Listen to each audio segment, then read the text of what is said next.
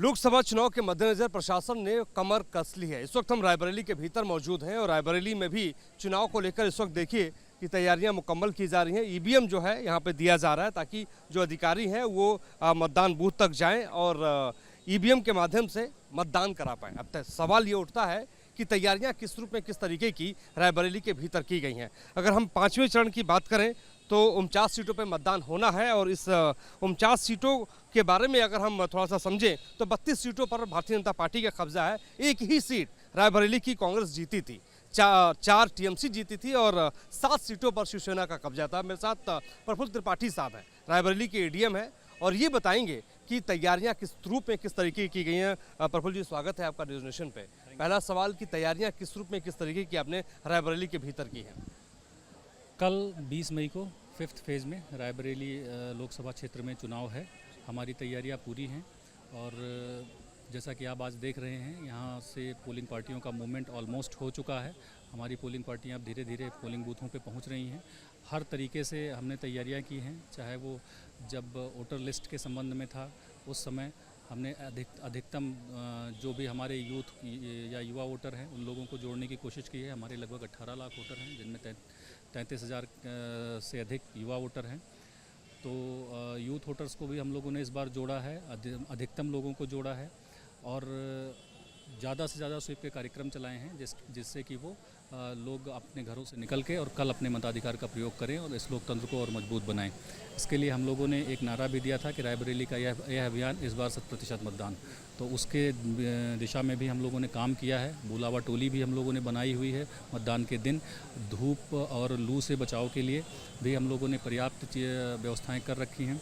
Shade की व्यवस्था कर रखी है बूथों पे, पीने की पानी की व्यवस्था कर रखी है, दिव्यांगों के लिए भी पर्याप्त व्यवस्था है।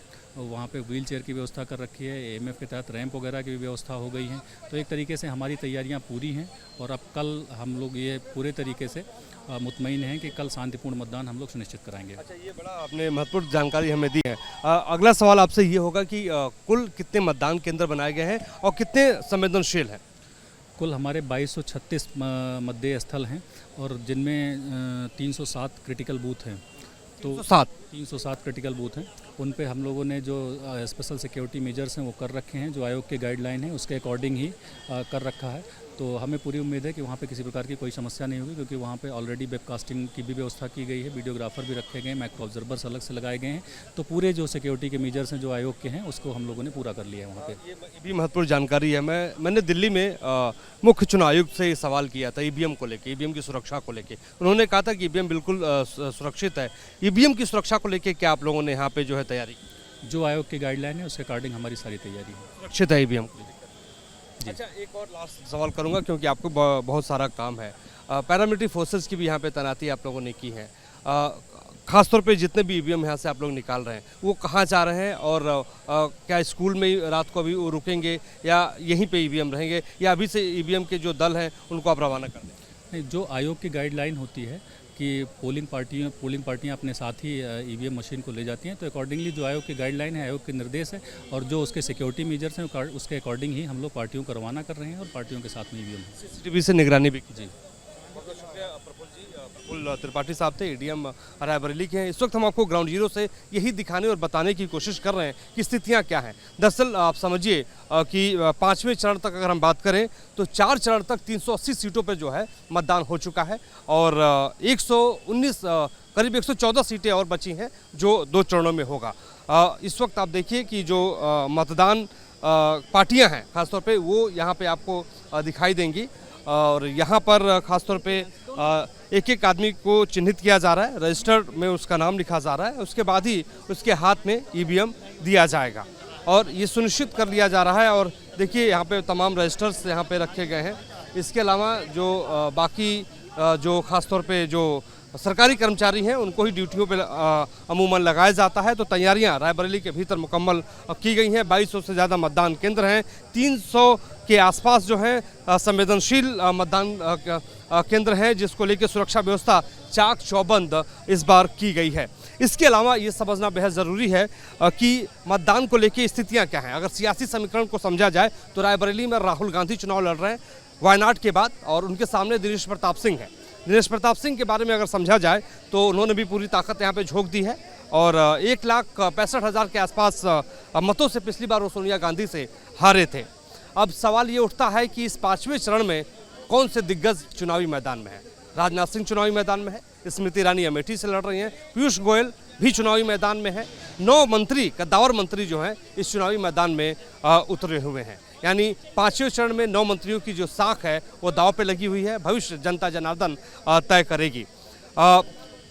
अब तक 380 सीटों पे हमने जो बताया आपको जानकारी दी है कि मतदान हो चुका है, लेकिन रायबरेली के इतिहास को भी समझना ज़रूरी है कि रायबरेली में सियासी जो खासतौर पे लड़ाई है वो किस रूप में किस तरीके की है। राहुल गांधी, प्रियंका गांधी सहित तमाम बड़े नेताओं ने पूरी ताकत लगाई। अमित शाह, योगी आदित्यनाथ भी रायबरेली के भीतर आए, उन्होंने भी पूरी ताकत यहाँ पे लगाई। पहली बार रायबरेली के भीतर फिरोज गांधी चुनाव लड़े थे 1952 में, 57 में भी वो लड़े। लेकिन अब सवाल ये उठता है कि रायबरेली से जो गांधी परिवार का नाता रहा है वो कैसा रहा है। आपको याद होगा कि रायबरेली में 1977 में इंदिरा गांधी हारी थी। 1967 में पहली बार इंदिरा गांधी बतौर प्रधानमंत्री यहाँ पर चुनाव लड़ने के लिए आई थी। उस वक्त तो राज्यसभा का सांसद हुआ करती थी, लेकिन उसके बाद सिलसिला लगातार जारी रहा। 1980 में भी इंदिरा गांधी यहाँ से लड़ी, जीती, लेकिन उन्होंने जो है रायबरेली की सीट छोड़ दी थी।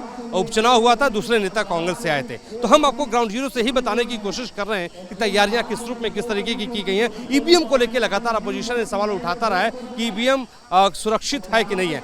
मैंने खुद मुख्य चुनाव आयुक्त से दिल्ली में सवाल पूछा था, ईवीएम को लेकर सवाल पूछा था। उन्होंने उस वक्त भी जवाब यही दिया था कि ईवीएम सुरक्षित है। और आज जब हमने एडीएम प्रफुल्ल त्रिपाठी से सवाल किया, उनका भी ये कहना था कि हमने सारे जो मापदंड होते हैं चुनाव आयोग के वो पूरे कर लिए हैं, उसी के आधार पर हम चुनाव जो है रायबरेली के भीतर करवाएंगे। अमेठी की बात हो, रायबरेली की बात हो, अमेठी जो है रायबरेली से सटी हुई सीट है और वहाँ पर भी स्मृति ईरानी ने पूरी ताकत लगा दी है। लेकिन वहाँ से राहुल गांधी नहीं लड़ रहे हैं, बल्कि उनके विश्वास पात्र किशोरीलाल शर्मा चुनावी मैदान में है। और सवाल ये उठता है कि बिन राहुल अमेठी कैसी। तो बिन राहुल अमेठी ऐसी कि राहुल गांधी ने वहाँ जाके बोला कि अमेठी तो मेरे दिल में बसती है, 100 रुपये का काम रायबरेली में करूँगा तो अमेठी में भी 100 रुपये का ही काम होगा।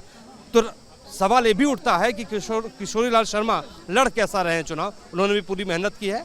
वहाँ पर प्रियंका गांधी खुद गई, अखिलेश यादव पहुँचे, राहुल गांधी ने भी जनसभाओं को संबोधित किया, लेकिन उसके जवाब में बीजेपी भी वहां पर, अमित शाह भी चुनावी मैदान में उतरे, स्मृति ईरानी ने नुक्कड़ सभाओं को संबोधित किया। तो ग्राउंड जीरो से यही हम बताने की और समझाने की कोशिश कर रहे हैं कि तैयारियां किस रूप में की गई हैं, ईवीएम किस रूप में यहां से दूसरे स्थानों पर जा रहा है। 2200 से ज़्यादा मतदान केंद्र रायबरेली के भीतर बनाया गया है। सुरक्षित मतदान करवाने को लेकर प्रशासन ने पूरी कमर यहाँ पर कस ली है।